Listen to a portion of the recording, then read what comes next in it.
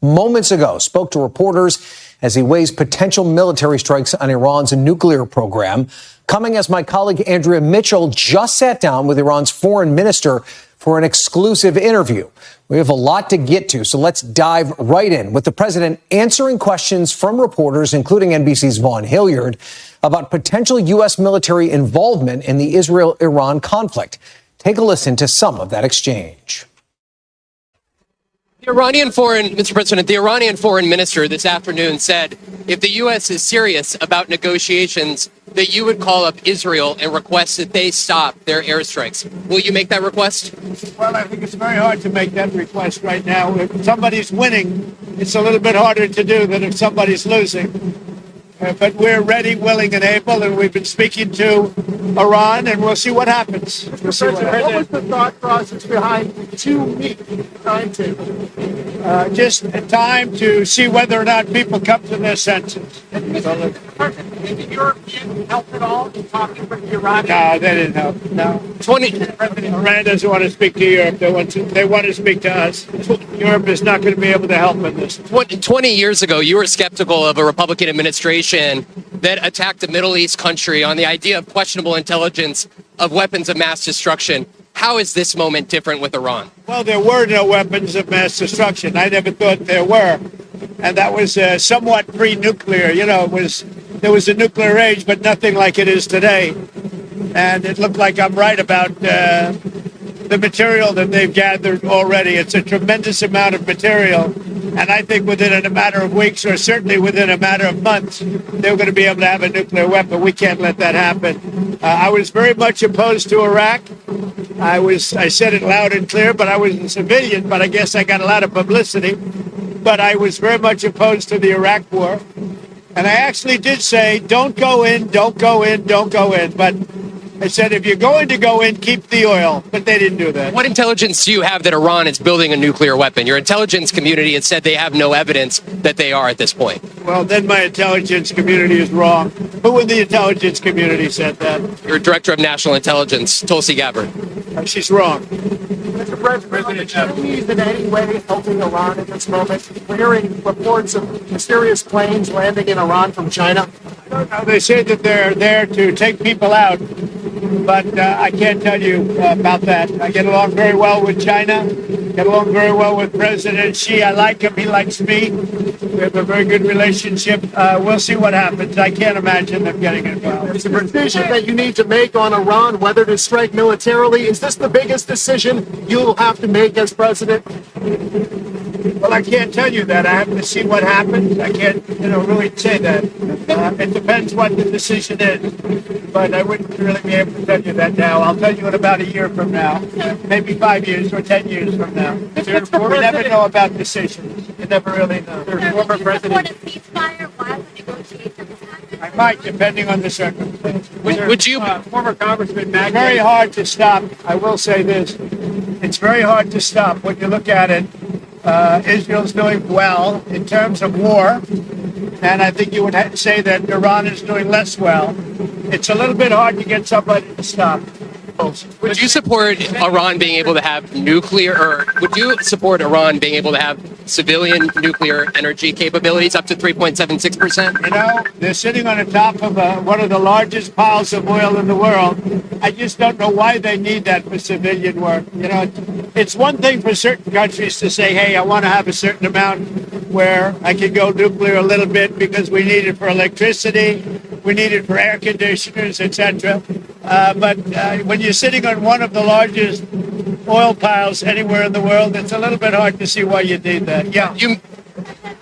That Iran or its proxies would wage terror attacks against American targets abroad if you order military action. We're always concerned about that, and we have to take them out and be very strong.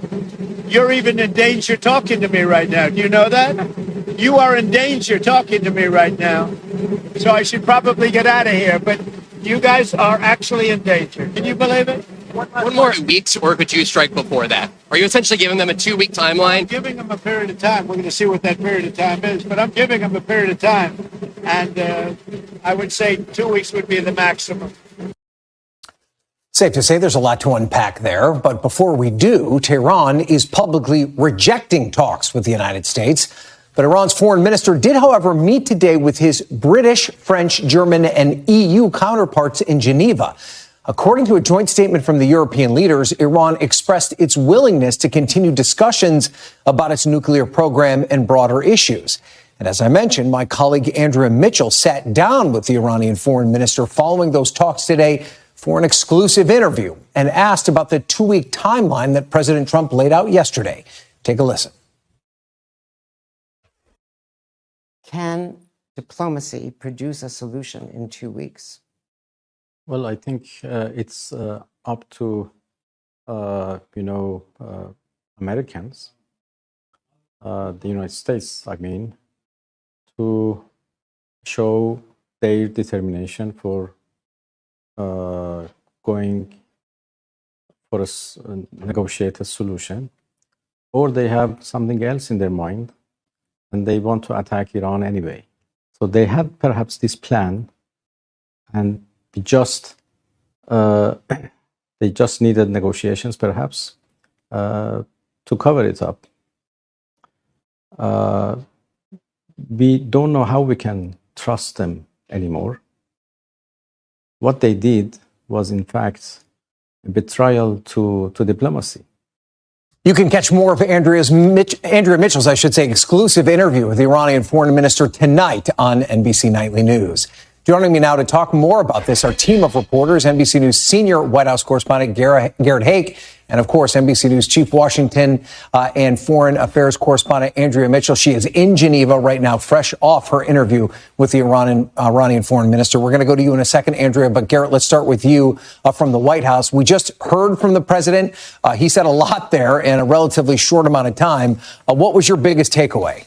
Well, a couple things. He clarified something that sort of longtime Trump watchers know well, which is 2 weeks doesn't really mean 2 weeks. 14 days is the upper limit of how long it will take for him to make a decision. And it seems increasingly likely for that decision to be action. I didn't hear anything in there, Ryan, and I'd be curious what you and Andrea think as well, that suggests that the president is particularly optimistic about the prospect of a negotiated solution to this. He doesn't think that the Europeans can be particularly helpful in this. He doesn't think that the Israelis see any reason to stop a bombing campaign that they see as being quite successful. And he doesn't feel particularly compelled to describe the intelligence that he's getting that seems to push him in favor of action. Under questioning from Vaughn, dismissing out of hand the intelligence community's assessment of the situation and his own director of intelligence, Tulsi Gabbard, who's made those statements publicly. So everything I hear there from the president suggests we still remain on a track towards some kind of strike at a time and place of the United States choosing. That's as long as everything that's being said publicly actually reflects private decision making. And Garrett, we know that before he got on that helicopter and headed to Bedminster, that he huddled once again with his national security team.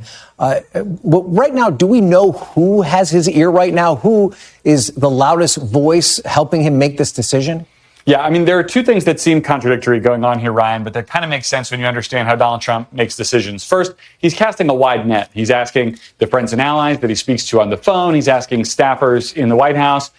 Basically, anyone who comes in front of him for their opinion on what they think he should do. Who he's actually listening to, though, appears to be a very small group that includes his vice president, his chief of staff, Susie Wiles, Marco Rubio, who's become his everything national security aide of all stripes here, Stephen Miller, who's the sort of everything aide across the board, and Steve Witkoff, his longtime friend. But absent from the list of people who he's taking quite closely, according to defense officials and a senior administration official, are the aforementioned Tulsi Gabbard, who we know is not in favor of military strikes in the Middle East of almost any kind, and Pete Hegseth, his defense secretary, who doesn't appear to be a major player in advising the president in this moment.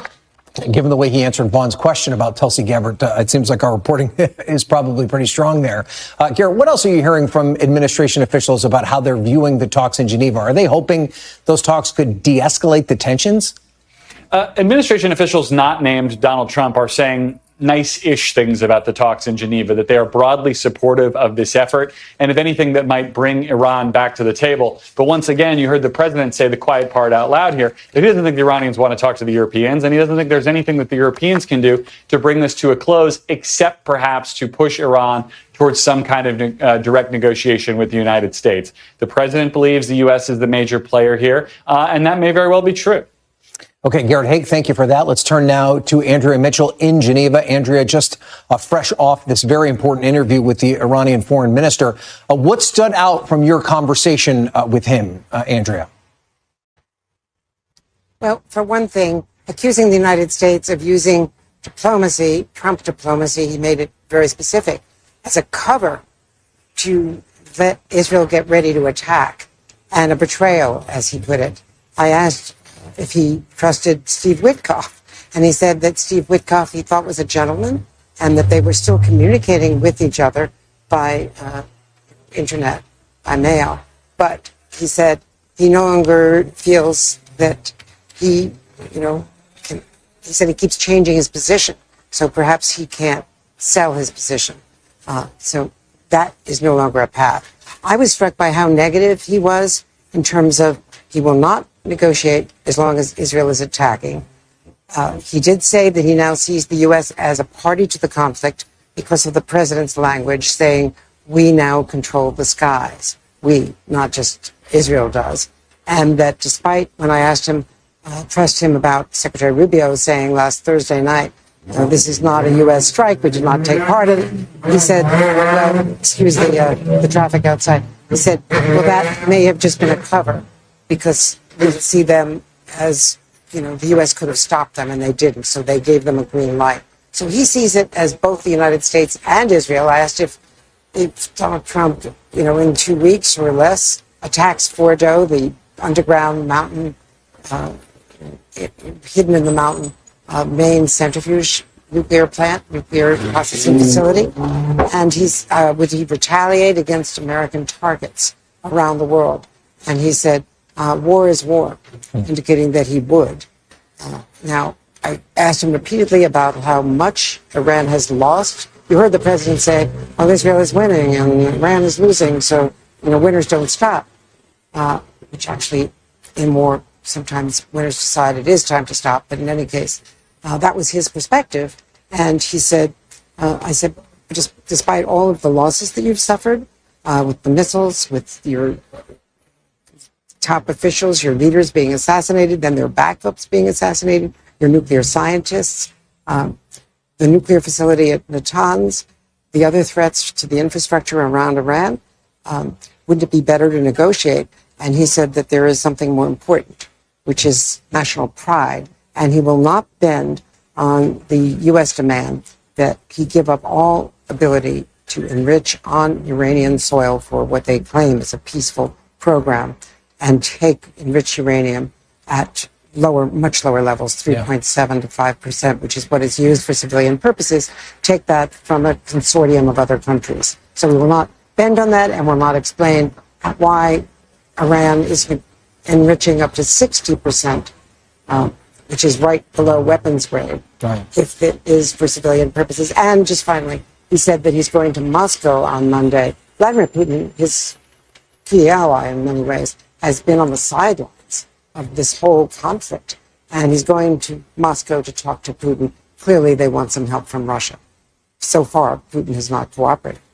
Okay, Andrea Mitchell live in Geneva with that very important interview. And as we mentioned before, more of Andrea's interview can be seen tonight on NBC Nightly News. Andrea, thank you for that. We're going to turn now to the Democratic senator from Rhode Island, Senator Jack Reed. He's also the ranking member on the Senate Armed Services Committee. Obviously, an important time to talk to you, Senator. I first want to start by getting your reaction to Andrea's reporting there and the talks happening in Geneva today. What is your take on what appears to be Iran digging in and not really being open to serious negotiations while the bombs continue to fly from Israel? I think the Iranian reaction is, at the moment, just trying to reorganize itself and develop the capacity and the replacements for those individuals in the chain of command they lost. And I first think they're instincts are to say, we're going to fight, we're going to fight, we're going to fight. That, I think, is designed as much for internal consumption in Iran as it is for external consumption. But history seems to suggest that they would be very reluctant to give up their nuclear capacities, and also very reluctant to basically change their approach towards the Middle East, towards Israel, towards other countries. So, again, I'm not surprised that this defiant tone, it reflects, I think, the philosophy of that government going back many decades. Now, I want to get to the heart of this issue over intelligence as it relates to Iran and who we should trust and who we shouldn't trust. Back in March, the director of national intelligence, Tulsi Gabbard, testified that the intel community's assessment was that Iran had not made a decision to rush toward making a nuclear weapon. Just the other day, President Trump said Iran was weeks away. You heard him just a few minutes ago on the tarmac in New Jersey say that Tulsi Gabbard was wrong. What is your understanding of the intelligence assessment right now, and who should we believe as it relates to just how close Iran may be to developing and being able to use a nuclear weapon? Well, Tulsi Gabbard's assessment was based upon the analysis of the intelligence agencies, all of them, who are experts in this area and also have been following the developments within Iran. The other thing that seems to be odd is if Tulsi Gabbard was incorrect at the time, why didn't the president or someone else correct the issue? So moving from a position of the administration that Iran has not developed a nuclear weapon to suddenly they're moments away from one seems to me to be sort of an odd position. Again, what I have heard from the intelligence community is that indications are that they are not weeks, days, months away from a nuclear weapon. So I think there is time to negotiate with them. At the point that the intelligence community concludes that they have a weapon or they're literally weeks or months away, then that's the point at which kinetic action is probably called for. So then, from what you've heard from the intelligence community, what the DNI has testified to publicly seems to be much different than the assessment that the president is using. Should we take from that he has put more faith in Israeli intelligence and their assessment of the situation than he would be our own intelligence community, the United States intelligence community? Well, he seems to have publicly rejected what is the conclusion of the United States intelligence community. As I said, there was no attempt to correct Director Gabbard if, in fact, she was in error, and that was months ago. And I don't think the process could be so accelerated within several weeks or a month or so that they went from no intention to they're on the precipice of having a nuclear device. The president, I think, seems to be just simply dismissing the intelligence and trying to find a way through a very difficult problem. Do we become involved operationally and militarily in this conflict, or do we try to move to a position where we can hopefully force negotiations? But again, I think from what I've heard, and I must point out the administration has not been that forthcoming about the latest intelligence, their plans, particularly their plans after an attack on Fordro, for example. So I think a lot of this is just the president's perception of his current situation, not intelligence of the United States intelligence. And to that end, we have reporting that the DNI, Gabbard, has been sidelined from some of these internal discussions on what's happening with Israel and Iran. Are you confident that President Trump is getting the correct advice from the correct people and from the intel community specifically as he weighs this decision? Well, he has some very competent people around him, particularly the military professionals. But again, at a decision of this magnitude, you want to hear all the voices, and you would think he would certainly want to have the director of national intelligence, or if not the director of national intelligence, then the CIA director and others, although he does have the CIA director in his group. But I think they're just simply trying to distance her from her testimony months ago, because they've adopted a new reality that, they have a weapon and it's ready to go. And I don't know if that's confirmed by intelligence, recent intelligence. All right, let's pivot now and talk about the U.S. military's capacity to handle whatever could potentially be as a result of the president's decision here. And you had Secretary Hegseth before your committee earlier this week. He, of course, is in the chain of command. He'd be involved in any decision or any execution of an order that's handed down by the president. I know you've been critical of his early tenure in the Secretariat. You certainly voted against his confirmation. What's your level of confidence that he can handle such a decision of such incredible magnitude? Well, as you just pointed out, he seems to have been excluded from the serious considerations about what should be done, which is very disturbing, because you would assume that Secretary of Defense would be talking to the president constantly. But as your slide demonstrates, he seems to be being completely ignored by the presidential team, which doesn't suggest that he'll play a critical role in this. That I think is an indication again of the president's willingness to listen to some people and his unwillingness to listen to others. So he's sidelined, and we have the capability, working through our Central Command, through the Chairman of the Joint Chiefs of Command, to conduct military operations. But we're missing a voice, the civilian leader of our defense platform. Just quickly before we go, sir, at this point, would you support a U.S. military strike to take out Iran's nuclear program? I think, frankly, we have to learn a great deal more about what's the facts on the ground. Obviously, we do not want to see the Iranian government get a nuclear device. And also, we want to ensure that Israel is protected from strikes by the Iranians. That's why we've moved destroyers, and we're combining with them to defend the country. Those are two imperatives. But until we're briefed, and I hope we're briefed quickly about the details, since they seem to be contradictory, as you know, the intelligence community is saying one thing and the president saying something else, we need to know what the facts are. Okay. Senator Jack Reed, you're expected to get that briefing early next week. We'll have to talk to you more about that afterwards. Thank you, sir. We appreciate you being here. Coming up, the politics of war as Democrats and Republicans face their own divisions over how to respond to the Israel-Iran conflict. My panel will join me to break it down. Plus, Vice President Vance is en route to Los Angeles as tensions are still high over immigration raids in California and the president's deployment of military troops. We'll have the latest from L.A. next. You're watching Meet the Press Now.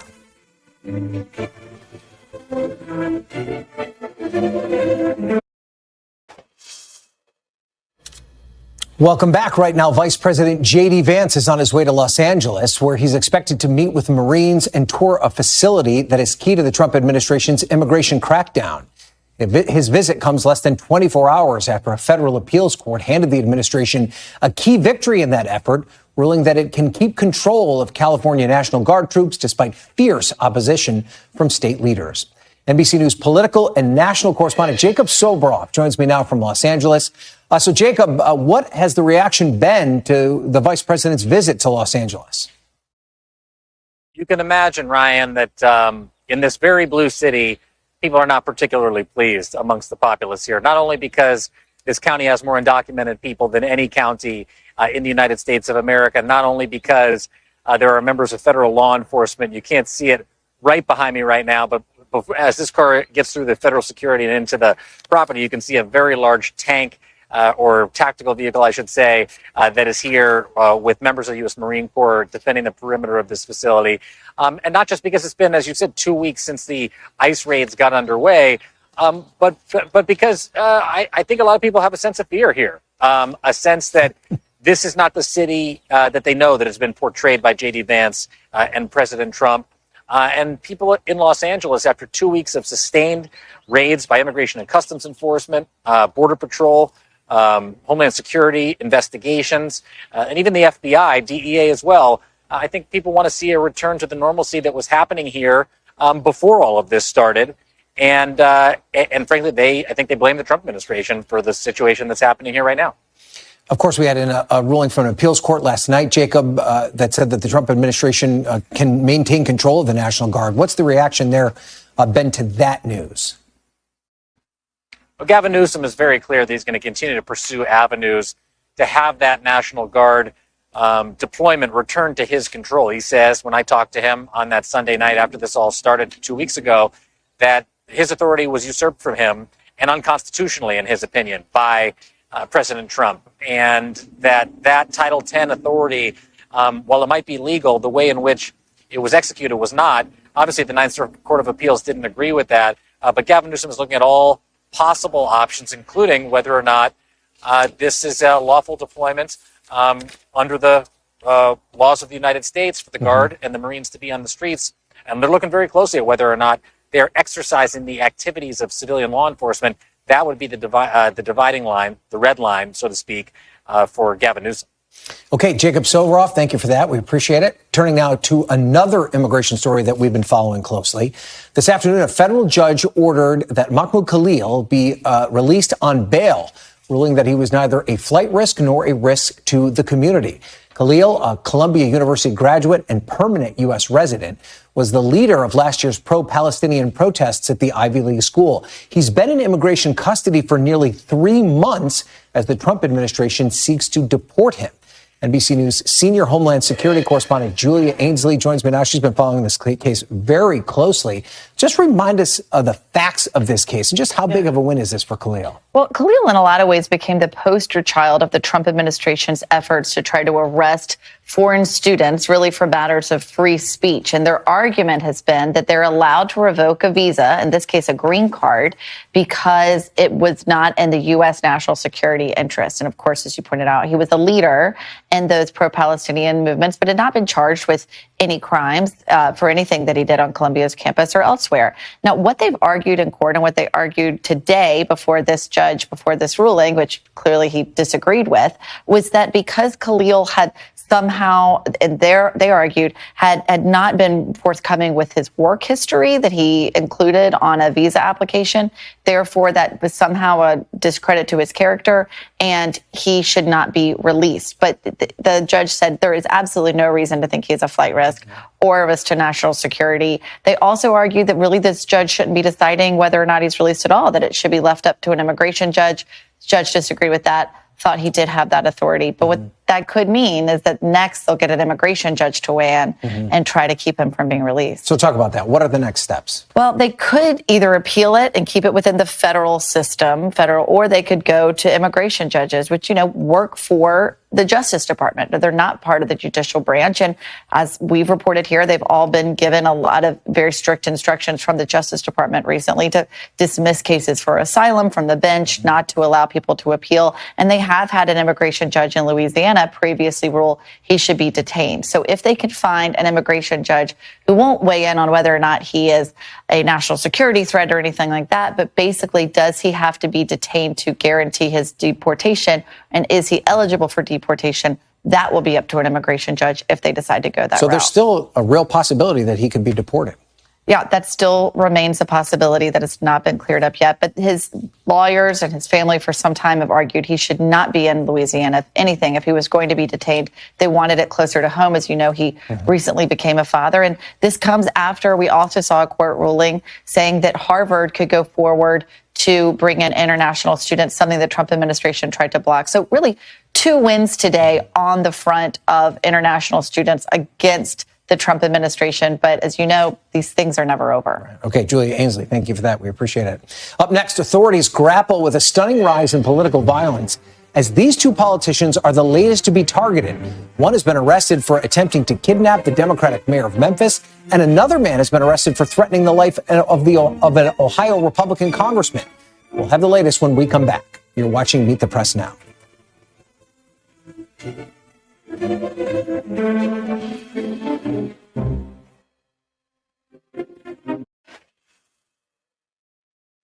Welcome back. The Minnesota state senator who was shot in a targeted attack last weekend and his wife released a statement revealing new details of their conditions and the moment of the attack. In a statement obtained by our NBC affiliate in Minneapolis, the couple says that Democrat John Hoffman is in critical but stable condition. His wife Yvette is in stable condition.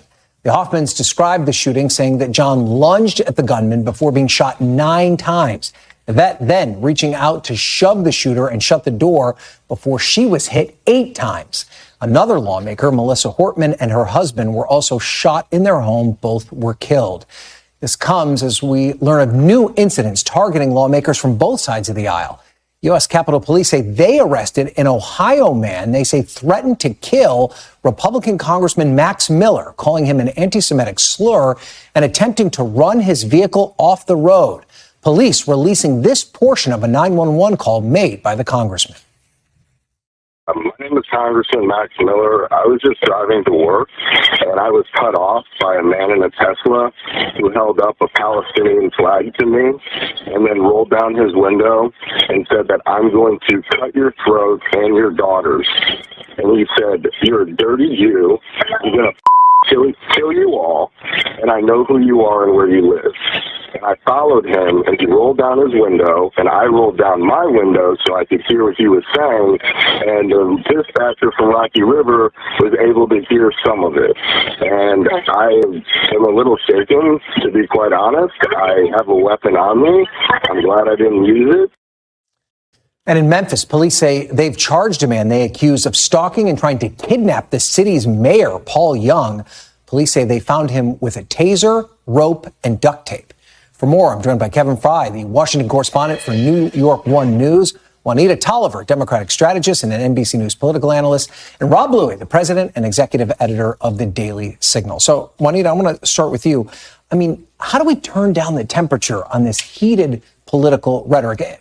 For a long time, the internet has been just filled with almost a cesspool of this, but now it seems like every day we're hearing where that's actually manifesting itself in actual violence. Right, because this has been festering for years, decades even. And I think the reality is I don't know if there is a dial that you can just turn down on this, because these aren't brand new sentiments. Right? Like, this has been something percolating. And I think in a post-January 6th reality, in a reality where you have assassinations happening, my hope is that we don't become desensitized to this. I remember after it was reported about the Hortman killings and the shootings in Minnesota, jokes were being made online by elected officials. I think part of it is the reality that I think we're at a point where this political violence is sadly only going to increase, and the reality that more and more people are supporting it. Yeah. And, you know, I think back, Rob, to right after President Trump and the attempted assassination attempt from last summer, he talked about, cooling things down to try and dial down the rhetoric. Do you feel like he's done that? And does it need to start at the top? It certainly does have to start with our elected leaders. I mean, they're the role models in our society, and I think people look to them and their actions as to how they will behave themselves. But I think that you could take a sentiment from Jesus and loving our neighbors and the golden rule and all of those things that we learned as kids, and just remember that we're in a situation where you don't necessarily, your words do mean something, Ryan, and when you carry out those actions, as we saw over the course of the last week, these are serious consequences, and they're affecting the lives of not only politicians, but their families. Well, Kevin, we're not going to solve